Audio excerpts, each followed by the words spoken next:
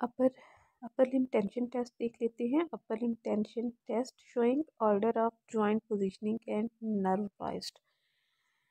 जब भी हम upper limb tension test perform करते हैं तो उसको हम फर्दर डिवाइड कर देते हैं। Upper limb tension test 1, ULTT1, ULTT2, ULTT3, ULTT4, ये 4 टेस्ट होते हैं।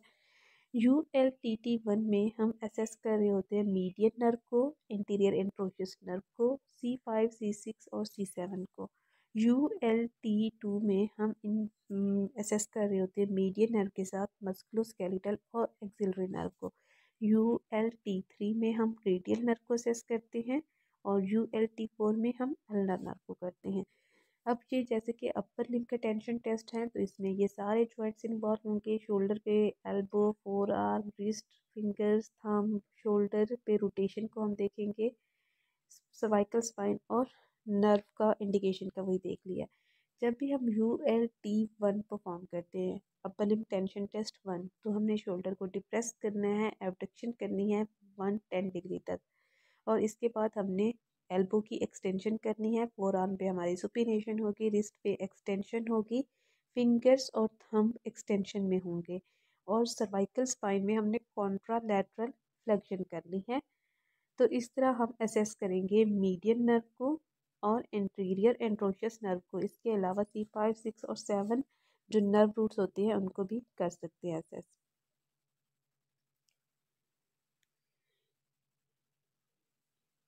ये ULT1 हो गया।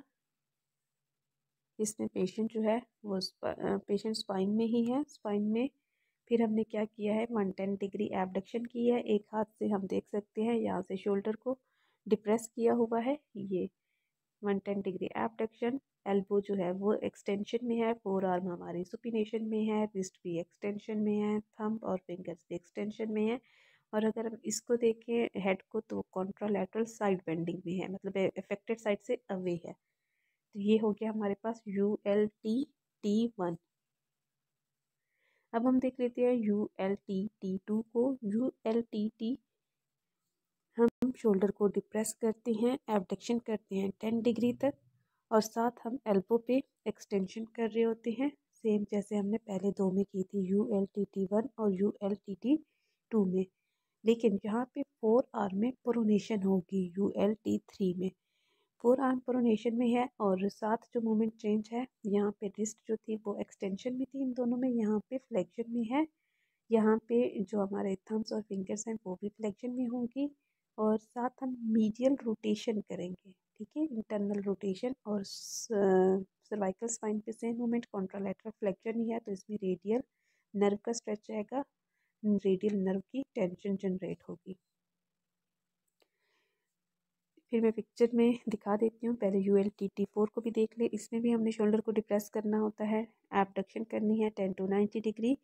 अब जो एल्बो है यहाँ पे फ्लेक्शन में होती है, फोर आर्म सुपिनेशन में है, एक्सटेंशन और रेडियल इसमें डेविएशन आपने करनी है। रिस्ट पे एक्सटेंशन है, हमारे फिंगर्स और थम्स पे लेटरल रोटेशन करनी है, कॉन्ट्रालैटरल साइड फ्लेक्शन है।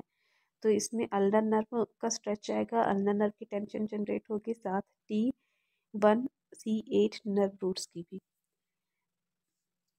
बाकी सब में सुपिनेशन है, सिर्फ ULT3 रेडियल नर्व के लिए प्रोनेशन में करना है। ये हमारे पास ULT3 और ULT4 हो गया। ULT3 में हम देख सकते हैं कि एक हाथ से वही शोल्डर को डिप्रेस किया हुआ है, डिप्रेस करने के बाद एबडक्शन की हुई है, एबडक्शन के साथ हमने एल्बो को एक्सटेंड किया हुआ है। फोर आर्म पे प्रोनेशन है, रिस्ट पे फ्लेक्शन है, फिंगर्स थम्स पे भी इसमें हमें फ्लेक्शन मिल रही है। और इसमें अब अगर हम ULTT4 को देखें जो कि अल्नर नर्व के लिए है, इसमें हमने एक हाथ से डिप्रेस किया हुआ है, वही सेम हेड की मूवमेंट सब में सेम है।